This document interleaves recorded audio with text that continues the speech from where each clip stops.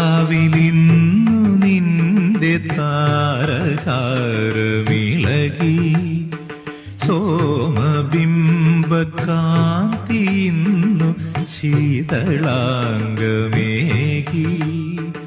പാർവതി പരിണയയാമമാ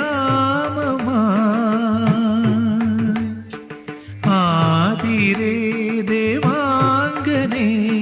കുളിരഴകിൽ ഗോരോചനം എഴുതാനണയു നീലരാവിലിന്നു നിന്റെ താരഹാരമിളകി